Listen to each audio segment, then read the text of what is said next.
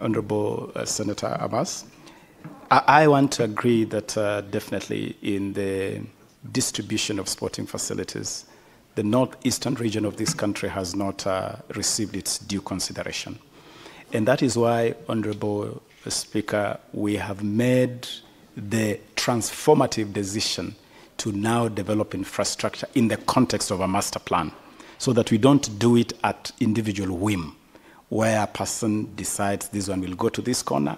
We have done a master plan that provides empirical logic why we would put a facility in Marsabit, why we would put one in Garissa or Mandera. And in the context of that master plan, the long wait by the northeastern region for sporting facilities will definitely come to an end. And I want to assure you that through the Talanta Hela program, for instance, we have seen sporting activities in Wajir, in Mandera, in Garissa, greatly limited by the limitations around facilities. So it is something we have already experienced, and I want to assure Senator Abbas that this will receive due, indeed it is receiving due consideration. With regard to the necessity to engage young people, I do agree with the Honorable Senator that left unengaged or left on their own, there's always the risk of drugs, the risk of radicalization, and many other challenges. And that is why we are being very deliberate, very intentional, very structured in growing talents from the best. The reason behind our revolutionary Talanta Hela initiative, and all the counties of Kenya, including Mandera, Garissa, Wajir, and that whole belt of the northern region is fully incorporated in the Talanta Hela program. Every part of this country has to get the opportunity to be part of development in sports.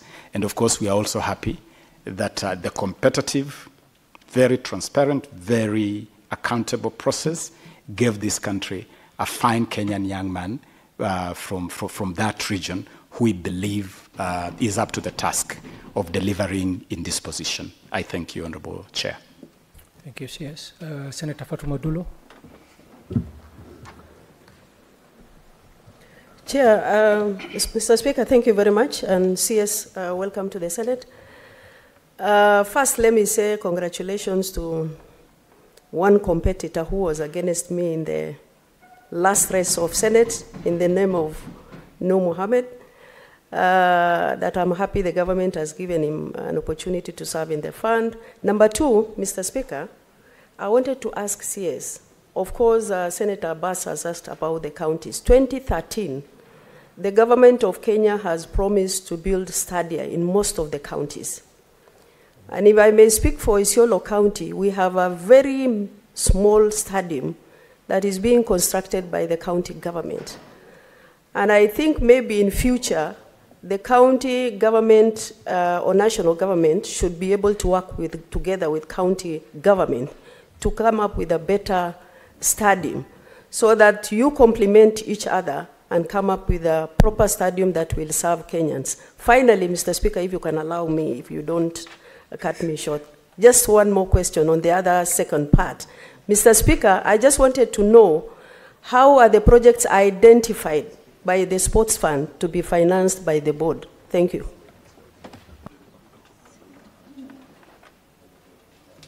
CS. Thank you, Honorable Speaker, and through you, thank you, Senator Fatma. I want to confirm and to admit that the promise of 2013 on sporting facilities was not fulfilled. That is a fact that we cannot run away from. But also to confirm to this Honorable House that we now have a new administration, new leadership, new sheriff in town with a new style of doing things. And our style is called Bottom-Up Economic Transformation Agenda, which is very, very focused on transforming the fortunes of this land, every corner of this land, every blade of grass, every grain of sand, bottom up, meaning that all the corners of this country are guaranteed investment in all sectors, including this sector of sports. and to agree with Senator Fatma that indeed it will be good, and I want to urge the leadership of counties to work with the national government in developing sporting facilities. This ensures standardization. I can confirm to this House that we have been out there to look at some of the stalled facilities that were initiated by the county. Let me give the example of Bomet. We went to look at Bomet Stadium, and the manner in which that project was conceived and deployed by the county, and can tell you that it could have been done a lot better if it had been done in partnership with the national government in terms of standards. And I can confirm here also that we have taken the initiative to approach a number of counties.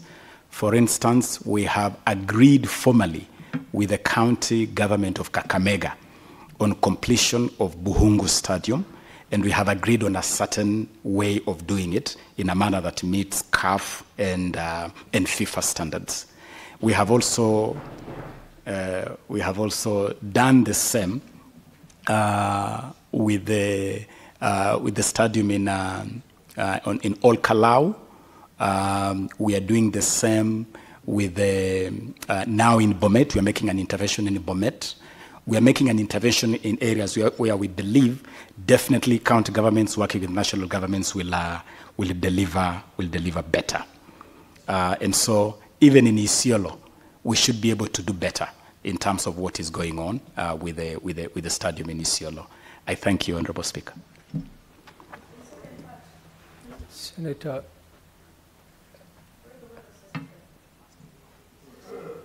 Yes, she claims there was a second part of the question.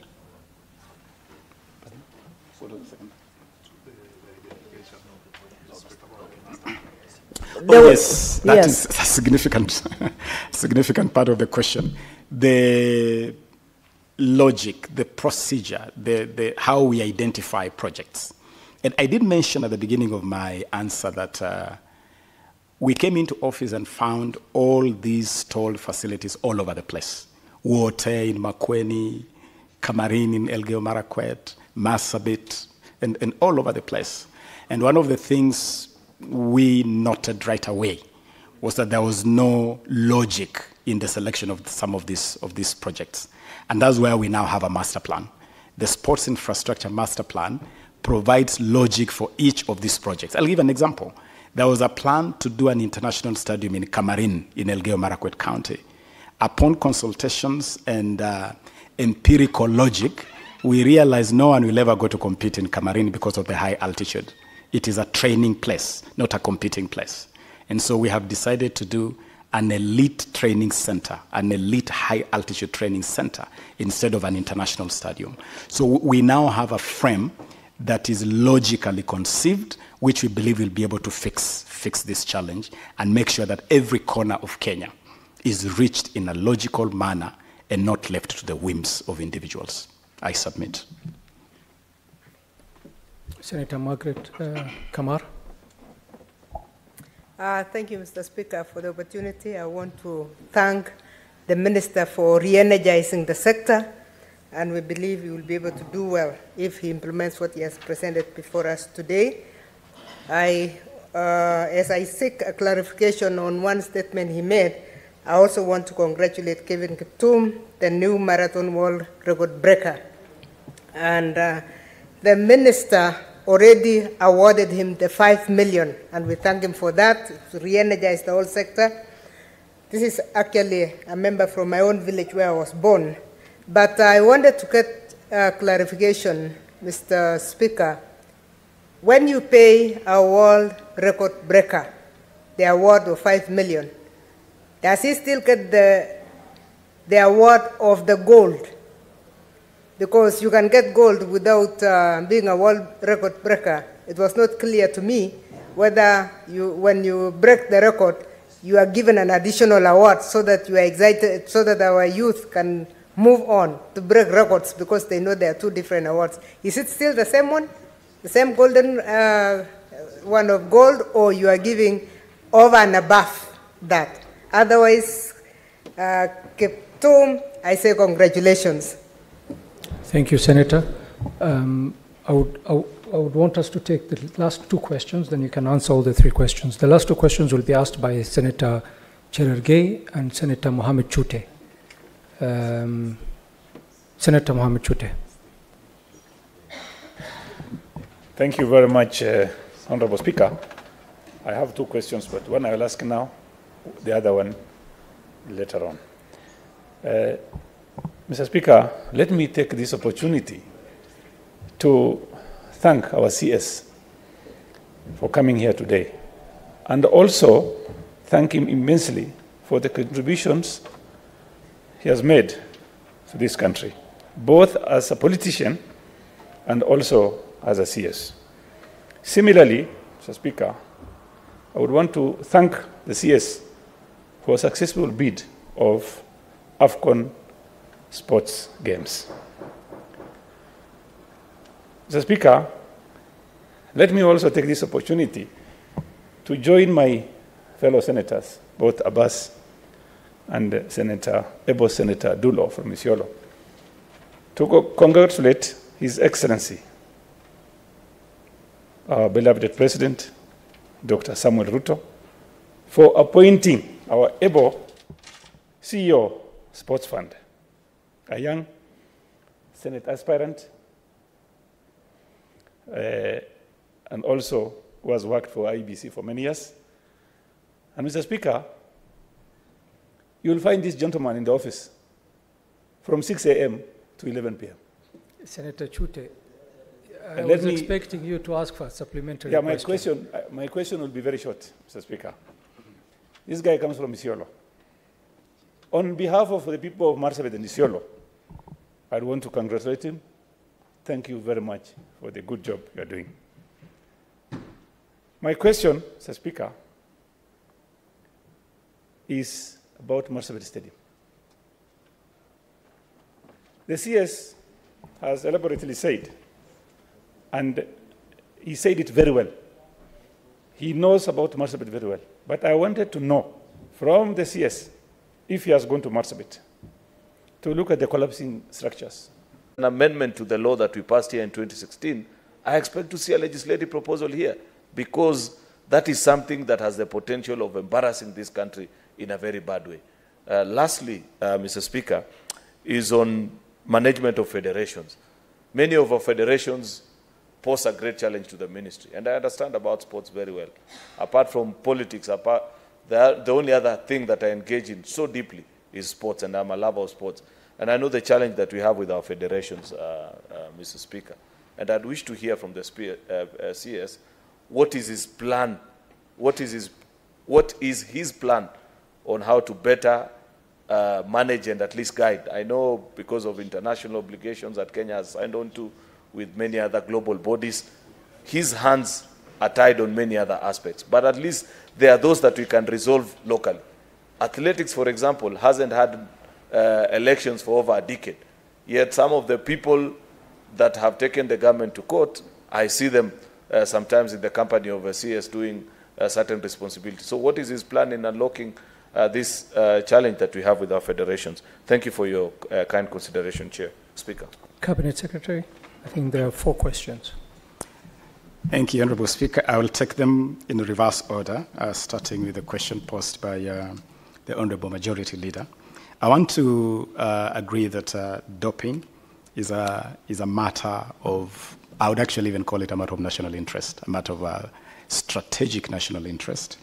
And indeed, when this administration came to office, one of the very first crises we had to confront immediately was the very real threat of Kenya being banned by World Athletics because of a doping menace, a doping crisis that had reached unimaginable levels. And I'm glad that among our key success stories was that we engaged with World Athletics, the Athletics Integrity Unit, AIU, the World Anti-Doping Agency, WADA, and we were able to agree on an intervention plan. Indeed, among the very first measures we took in office was to host a multi-agency forum to agree on how to confront this plan. And we agreed on specific intervention measures. One of those measures was to put in place a multi-agency team to lead the anti-doping effort, which we have done. We have put together a team, and that team is actually led by a former elite athlete, Wesley Korir, who leads that team. We also committed significant funds, $5 million a year for the next 5 years, to help propel that. And therefore, we have a team. What we realized was that the previous war against doping was rather disjointed, and effort had not been made to join dots. Now we have a multi-agency team that brings together investigative bodies, NIS, DCI. We have the judiciary that is part of this team, so that we can be able to deal with issues of prosecution. We have the Department of Health, which is part of this team. So it is a composite team which can deal with these menace from prevention, because prevention is key. And by the way, for these athletes, arrest of, or rather nabbing an athlete is not very useful to the athlete. What is really useful is prevention. And so the significant investment has to be at that level of prevention, investigation. I visited a camp, I can inform the Honorable Majority Leader through you, Honorable Speaker, that I visited a camp in E10. And one of the things I noted was that it is actually possible for an athlete to run into trouble by merely taking drugs across the counter. You walk to a chemist, you buy a drug across the counter. That drug may contain some elements which will actually ring bells, and you get into trouble with the anti-doping bodies. And so I want to assure this House to have faith in the program we have put in place, the team, the multi-agency team we have put in place. It may have taken a bit of time, but remember the magnitude of the crisis we inherited. And it required a well-thought-out plan.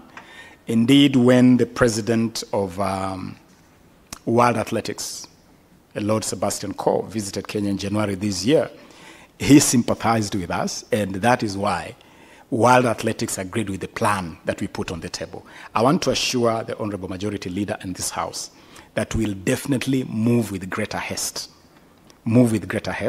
to roll out the program that we have put together under this plan, led by this multi-agency team.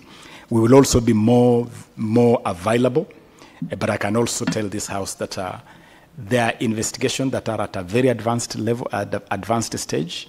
There are some cases that are at a very advanced stage, of course, for obvious reasons. I wouldn't divulge details. And so I believe that we are on a good course in our anti-doping war. And the mantra in the ministry today is zero tolerance to doping. That's the mantra that we are driving. On the management of federations, yes, if I were to pick challenge number one for this ministry, the number one ranking challenge, it would be federations. And it is across the whole sporting arena. From swimming, we have had a big challenge with swimming. The last 3 months, actually, we have spent so much time to sort out a swimming crisis going back 7 years. We are on the verge of cracking that crisis in swimming. Football has had its challenges. The Honorable Majority Leader is right to say that he and I go a long time, and he and I have shared a lot of thinking, a lot of thoughts around the question of how do we fix our football? How do we align our football? How do we propel and deploy the full potential of our footballing, talents? And so we have put together a framework of engagement with federations. I did call all federations to a forum. All of them, 69 of them, turned up. We agreed on a number of irreducible minimums. Those minimums included transparency and accountability in the utilization of resources placed at their disposal. It also includes governance, because the biggest challenge in federation is governance. And I can tell you that when you fix governance, it's amazing to see the results. You can see what is happening in our rugby. We were able to sort out the leadership issues in rugby. Our rugby is actually coming back. And our Shujaa team has just beaten the rest of Africa to qualify for the Olympics next year. And so if we fix the leadership in our federations, we will definitely perform better in sports. I want to give this as my assurance that we are on to this. Football, we have a plan, a roadmap on how we are going to sort out football and the rest of the federations. But let me also admit that among the greatest challenges we face is litigation. Every time you make an effort, someone runs to court, a court issues an injunction. We have faced those injunctions. Athletics Kenya has injunctions running back almost 10 years. We are figuring out how to deal with this litigious environment or a culture, even as we fix our sports. Let me move quickly to the question posed by Senator Cherargei. The travel by our athletes. This is a budgetary issue that cuts across the whole of the sporting arena. And it is something definitely, I can tell this Honorable House, it is something that would not be beyond the ministry to consider a review in the event that there is a sufficient budgetary provision to be able to provide our athletes with better traveling conditions. What we do normally is that we try to ensure that the athletes travel in good time so that they arrive at their destination in good time and they have sufficient time to relax and to rest and to train before competition. But if I'm hearing this House say that we want our sportsmen and women to travel in more comfortable conditions, then that is something which definitely the ministry would listen to and consider within the normal budgetary limits. Quickly moving on to the question by Senator Margaret Kamar and Senator Honorable Speaker, let me confirm that the 5 million reward to a world record breaker covers two terrains. There are competitions which do not involve what you may call classical podium finishes or classical podium finishes of gold and all that. And the example are the city marathons, like the Chicago Marathon. And so you break a world record, we will give you your 5 million. Now, let's take the example of the Olympics, which is a sport that, or is an arena that also takes pride in the podium finish. So you win gold and you also break the world record. Then what? The 5 million is then treated as an enhanced reward. It's treated as an enhanced reward. So it covers both. But should you win multiple medals, and I'll give the example of Faith Kipyegon, who won 2 gold medals in Budapest, then you are rewarded per gold medal. The reward that we have for every gold medal. And for instance, our reward for gold medal at that level is 3 million shillings. So Faith was rewarded with 6 million shillings, 3 million for each of the gold medal. That is how it has been structured. But again, this is a policy, it's a new policy that the ministry has put in place, and it would definitely be subject to input of the Senate. Would be willing to listen to how to make this scheme even better than what it is today. I think I'll now move on to the question by Senator Shule. And Senator, I want to appreciate, through you, Honorable Speaker, for the kind words from Senator Shule. And just to tell this Honorable House that indeed,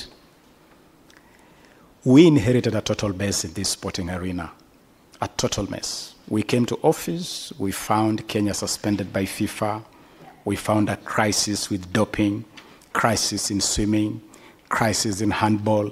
It was crisis. Everywhere you looked, you saw crisis. And I'm glad that 1 year down the line, we can count milestones of success. The other day, I sat back to listen to governors debating where the Africa Cup of Nations should be hosted. And I said, wow, what a good debate. 11 months from a FIFA suspension, I mean, to imagine that 11 months ago, we were not even talking football because the country was suspended. A short 11 months down the line, we are now contesting where AFCON should be held. It is remarkable. It's a remarkable turnaround, and it's a remarkable success stories. And it is good for us to commend the successes of our teams. Let us commend the team that put together the bid. I really commend His Excellency the President, who was really the champion of this bid. It was the leadership of the President that rallied his regional colleagues, President Museveni in Uganda, President Samia Suluhu in Dar es Salaam, to come together really and support this East Africa Pamoja bid. And I applaud our President and his colleagues in the region for that. Let us also applaud our teams that have done well as we prepare for the Olympics. Our volleyball women team, Malkia Strikers, have conquered Africa and will be at the Olympics. Our women sevens team, the Shujaa, have conquered Africa and they'll be at the Olympics. Our team in Riga, Latvia, conquered the world and emerged top in the world. Our Budapest team conquered the world and led Africa in Budapest. Our football is back. Harambee Stars is making baby steps to come back. Next Monday, we'll be playing Russia in Turkey. And this will be the first time for a Kenyan national football team to play an A-list team in global football. And perhaps where I would invite this House to really commend is our women football. Our women football has really grown. I was with Senator at Nyayo Stadium to watch our rising Harambee starlets. Our girls put 6 goals past a very experienced Angolan team to literally qualify for the next round in the race to the World Cup Under-20 Championship.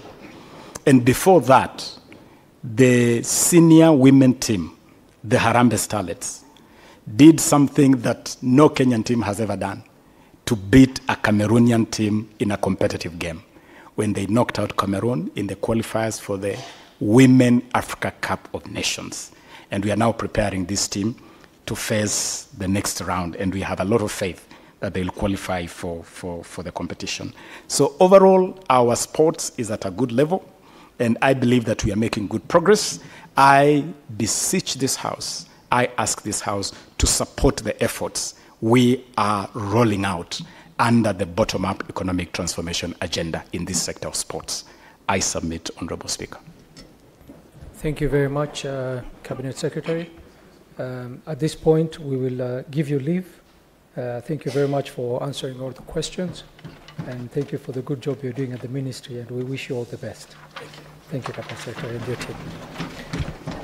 Honorable Senators, the question number 11, 12 by Senator Kinyua and question number 45 by Senator Lomenen have been deferred. Next order. Order number 8, the Digital Health Bill, National Assembly Bills number 57 of 2023, second reading. Majority Leader. And Majority Leader, at this juncture, I will use Standing Order number 34-2A to extend the sitting of this session by another 15 minutes so that you can be able to finish moving the motion. Okay, that's good, Speaker, because gives me sufficient time to move, seconding, and maybe even one or two of our colleagues can contribute, because I don't intend to be long on this, Mr. Speaker. I understand the interest from our colleagues. So, Mr. Speaker, sir, I beg to now move that the Digital Health Bill, National Assembly Bill number 57 of 2023, be now read a second time. Mr. Speaker, this is a very important bill or piece of legislation. Colleagues will recall that when we were in Turkana for Senate Mashinani, I did mention that there are 4 enabling bills to the UHC. This House successfully transacted 2 of them, complete with amendments, We fostered devolution by ensuring that many of those funds are locked up in our counties, and agreements ensuring that county governments and the national government relate and respect each other, Mr. Speaker. This bill now further, Mr. Speaker, is an addition to the other two, the one on primary health and the one on community health promoters, Mr. Speaker. This is about technology and the use of technology, Mr. Speaker, to enhance and make health easily and readily available to our citizens. You do know, Mr. Speaker, for a fact that many of the rural communities that we represent, if your mother, if the caretaker, the caregiver, loses an exercise book, in my village they used to use the 32-page exercise book, and in fact it will be divided into two. If a mother